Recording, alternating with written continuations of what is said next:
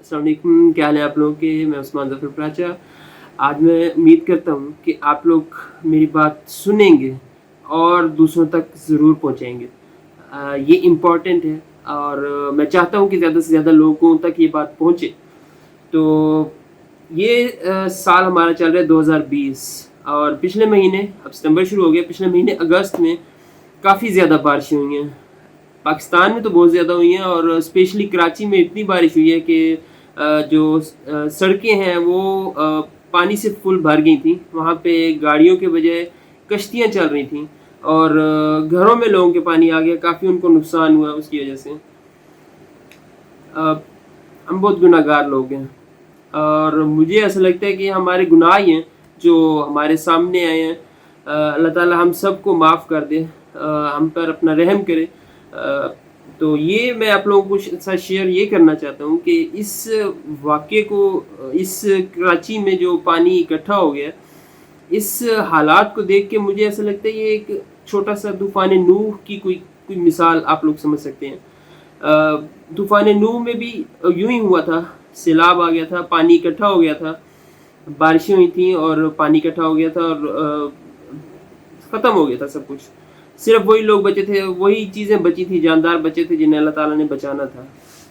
तो मुझे यूँ लगता है कि अल्लाह ताला ने हमें दिखाया है कि सीधे हो जाओ, वरना मैं इससे ज़्यादा भी कुछ कर सकता हूँ। पहले भी कर चुका हूँ और अब भी कर सकता हूँ। तो बस मैं यही कहना चाहता हूँ कि हमें अस्तगफिरुल्लाह की कसरत करनी चाहिए। सॉरी, ये आगे बढ़ने से पहले मैं आप लोगों को ये बताना चाहता हूँ कि सिर्फ बारिश नहीं है, ज़मीन भी मिल जाती है। अल्लाह ताला का हुक्म होता है और वो ज़मीन भी मिल जाती है, तभी जो ये पानी है ना, ये इकट्ठा होना शुरू हो जाता है और अपनी सतह से कुछ ज़्यादा ही ऊंचा हो जाता है, जो इंसान के लिए नुकसान का बायस बनता है बहुत ज़्यादा। एक किस्म का अजाब बन जाता है इंसान के लिए। इसमें मैं तूफ़ान नूह से ही आप लोगों को एग्जांपल दूंगा कुरान मजीद से। अल्लाह ताला ने कुरान मजीद में सूरह हाका है, 69 नंबर सूरत है, इसकी आयत नंबर 11 है। इसमें अल्लाह ताला ने हज़रत नूह अलैहिस्सलाम के वाक़े के अंदर ही, कॉन्टेक्स्ट में ही ये फरमाया है। सूरह अल हाका और आयत नंबर 11, जब पानी में तुग़यानी आ गई तो उस वक़्त हमने तुम्हें कश्ती में चढ़ा लिया। पानी में तुग़यानी आ गई, बारिश हो चुकी थी और पानी काफ़ी बढ़ चुका था, तो अल्लाह ताला ने कश्ती में उनको हुक्म दिया कि चढ़ जाएं। फिर इसमें मज़ीद है, सूरह अल मोमिनून की आयत नंबर 27 है। इसमें अल्लाह ताला ने फरमाया कि तो हमने उनकी तरफ वही भेजी कि तू हमारी आंखों के सामने हमारी वही के मुताबिक एक कश्ती बना। जब हमारा हुक्म आ जाए और तनूर उबल पड़े तो तू हर किस्म का एक एक जोड़ा उसमें रख ले और अपने अहल को भी, मगर उनमें से जिनकी बाबत हमारी बात पहले गुजर चुकी है। कश्ती में बैठने का हुक्म तब हुआ जब हमारा हुक्म आ जाए और तनूर उबल पड़े, यानी पानी ज़मीन से उबलना शुरू हो गया था। बारिश शुरू हो चुकी थी, तूफ़ानी आ गई थी, पानी ज़मीन से उबलना शुरू हुआ तो हुक्म हुआ कि अब कश्ती में बैठ जाओ और अब ज़्यादा बड़े किस्म का मसला आ रहा है। तो यानी कि ज़मीन मिल गई, बारिश हो रही थी और ज़मीन भी साथ मिल गई और फिर वो पानी जो है वो एक अजाब की फॉर्म में बन गया और हर चीज़ ख़त्म कर दी उसने। तो ये ज़मीन और आसमान का मिल जाना जो है ना, ये हमारे लिए, अगर अल्लाह ताला का हुक्म हो तो हमारे लिए बहुत फ़ायदेमंद है और अल्लाह ताला का हुक्म हो तो ये इंसान के लिए अजाब का बायस बन सकता है। इसमें फिर मैं ये और बताऊंगा कि ज़मीन का इसलिए इम्पोर्टेंट है कि सूरह हूद में, सूरह हूद है, सूरत नंबर 11 आयत नंबर 44 है। इसमें अल्लाह ताला ने इसके बाद की बात की है, जब ये अजाब ख़त्म हो रहा था। फरमा दिया गया कि ए ज़मीन अपने पानी को निगल जा और ए आसमान बस कर थम जा। कुरान मजीद पढ़ते हुए एक इम्पॉर्टेंट पॉइंट ये है कि आप लोग इसके अल्फाज पर भी गौर करें, इसकी तरतीब पे, अल्फाज की तरतीब पे भी।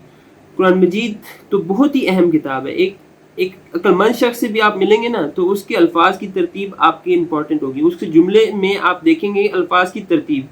तो कुरान मजीद तो बहुत ही अहम है, बहुत ही आला हस्ती की तरफ से आई किताब है, कलाम है। तो उसके अल्फाज पे भी आप लोग गौर करें, उसकी तरतीब पे। तो इसमें तरतीब यह है कि फरमा दिया गया कि ए ज़मीन अपने पानी को निगल जा और ए आसमान बस कर थम जा। ज़मीन को पहले हुक्म हुआ कि अपने पानी को निगल जा। ज़मीन की इम्पोर्टेंस बता रहे हैं कि जब अजाब आता है पानी का تو زمین کتنی امپورٹنٹ ہے اس میں. پھر اس کے بعد اے آسمان بس کر تھم جا. تو اس کے بعد پھر آسمان کی بات آتی ہے. تو زمین اور آسمان مل جاتے ہیں اور پھر وہ پانی اکٹھا ہو جاتا ہے اور وہ پھر ایک بن جاتا ہے عذاب انسان کے لیے. اس میں ہمیں کیا کرنا چاہیے؟ اس کا بھی ہمیں حل ملتا ہے. سورہ حضرت نوح علیہ السلام کے واقعے سے ہی ہمیں اس کا حل ملتا ہے. سورہ نوح اگر آپ لوگ پڑھیں گے، سورہ نمبر 71 ہے، اس کی آیات نمبر ہیں 10، 11 اور 12. 10، 11، 12 آیات نمبر ہیں. سورہ نمبر 71 ہے سورہ نوح. ان آیات میں اللہ تعالیٰ نے فرمایا کہ میں نے کہا، حضرت نوح علیہ السلام اپنی قوم کو کہہ رہے ہیں تو ان کی بات اللہ تعالیٰ نے فرمائی ہے. میں نے کہا اپنے رب سے معافی مانگو، بے شک وہ بڑا معاف کرنے والا ہے. وہ تم پر آسمان سے خوب بارشیں برسائے گا، تمہیں مال اور اولاد سے نوازے گا، تمہارے لیے باغ پیدا کرے گا اور تمہارے لیے نہریں جاری کر دے گا. اس میں پہلا پوائنٹ، اپنے رب سے معافی مانگو. دوسرا ہے کہ اس معافی مانگنے کے بعد یہ اللہ تعالیٰ وہ معاف کرنے والا ہے اور وہ آسمان سے خوب بارشیں برسائے گا، پھر مال اور اولاد سے نوازے گا، باغ پیدا کرے گا اور آخر میں تمہارے لیے نہریں جاری کر دے گا. تو یعنی کہ اگر فرض کیا بارش، آسمان اور زمین مل گئے ہیں اللہ تعالیٰ کے حکم سے کہ انسان کو پھنسانا ہی ہے، عذاب دینا ہی ہے، تو اس میں ہم لوگ کیا کریں؟ معافی مانگیں اللہ سے، استغفار کی کثرت کریں، جتنی زیادہ ہو سکتی ہے کثرت کریں. بے شک ہمیں لگتا ہے ہم بڑے نیک وکار لوگ ہیں، ہم نے لوگوں پہ بڑے احسان کیے، اللہ تعالیٰ ہمیں معاف کر دے گا، پھر بھی استغفار کی کثرت کریں. ہمیں نہیں پتہ ہم نے کتنے گناہ بھی کیے ہوئے ہوں گے، پتہ بھی نہیں چلتا، اور بہت گناہ اکٹھے ہو جاتے ہیں. تو ہو سکتا ہے وہ اللہ تعالیٰ کو پسند نہ آ رہے ہوں، ان کے لیے اللہ تعالیٰ سے استغفار کر لیں. جتنی استغفار کریں گے، وہ جو بارشیں ہو رہی ہے نا، جس کا زیادہ تر قرآن مجید میں یہی ہے کہ وہ نعمتیں ہیں، وہ نعمت کی صورت میں ہی آئیں گی ہمارے پاس. اور جب وہ بارشیں آ گئیں تو اللہ تعالیٰ اس بارشوں کو مزید خوبصورت بنا دے گا، تب جب زمین کو بھی حکم ہوگا کہ نہروں کی صورت میں ان کا پانی نکل جائے. ان آیات میں آپ لوگ دیکھیں گے کہ میں نے کہا اپنے رب سے معافی مانگو، بے شک وہ بڑا معاف کرنے والا ہے، وہ تم پر آسمان سے خوب بارشیں برسائے گا. پہلی بات یہ، اور اینڈ اس پہ ہو رہا ہے کہ اور تمہارے لیے نہریں جاری کر دے گا. بارشیں ہوں گی، نہریں ہوں گی، کوئی پانی اکٹھا نہیں ہوگا. استغفار نہیں ہوگا تو وہی حضرت نوح علیہ السلام والا ان کے دور میں جو ہوا تھا، بارشیں ہوں گی، کوئی پانی نہیں بلکہ تنور ابل پڑیں گے اور پانی اکٹھا ہونا شروع ہو جائے گا اور عذاب بن جائے گا ہمارے لیے. یہ پوائنٹ تھا. استغفار کی کثرت اہمیت میں آپ لوگوں کو ایک حدیث سے بھی امپورٹنس بتانا چاہتا ہوں کہ ہمارے پیارے نبی حضرت محمد صلی اللہ علیہ وسلم معصوم تھے، کوئی گناہ بھی نہیں ان سے ہوا، بالکل پرفیکٹ انسان تھے، نیکی کے اعلیٰ درجے پہ. اور ان کی حدیث ہے، انہوں نے فرمایا ہے کہ لوگوں اللہ کے حضور توبہ و استغفار کرو، میں اللہ کے حضور دن میں 100 مرتبہ توبہ کرتا ہوں. یہ صحیح مسلم کی حدیث ہے، 2702 2702 نمبر حدیث ہے. 100 مرتبہ حضور صلی اللہ علیہ وسلم دن میں توبہ و استغفار کرتے تھے. تو اگر ہم بھی 100 مرتبہ دن میں توبہ و استغفار کرنا شروع کر دیں تو ایک تو ہم نے سنت پوری کر دی، دوسرا ہم نے اللہ کو منا لیا، اور اللہ کو منا لیا تو آسمان اور زمین اللہ تعالیٰ کے حکم پہ ہمارے ساتھ ہو جائیں گے، وہ کریں گے جو ہمارے لیے فائدہ مند ہے اللہ کے حکم پہ. تو یہ پوائنٹ تھے اور میں چاہتا تھا کہ آپ لوگ ضرور سنیں. ہو سکتا ہے تھوڑا سا لمبا ہو گیا ہو یہ جو ویڈیو ہے میری، لیکن میں چاہتا تھا کہ یہ بات آپ لوگ ضرور سنیں. توبہ و استغفار کی کثرت کریں. میں چاہتا ہوں ہماری قوم میکسیمم زیادہ سے زیادہ توبہ و استغفار کریں، جتنا زیادہ ہو سکتا ہے. اس سے ہمیں بڑی بڑی برکتیں ملیں گی، ہمارے اوپر بڑی برکتیں نازل ہوں گی، نعمتیں ہوں گی. بارشیں جو قرآن مجید میں زیادہ تر نعمت کی فارم میں ہی پریزنٹ ہیں، وہ نعمت ہی بنے گی ہمارے لیے. پانی اکٹھے نہیں ہوں گے، وہ عذاب نہیں بنے گا ہمارے لیے.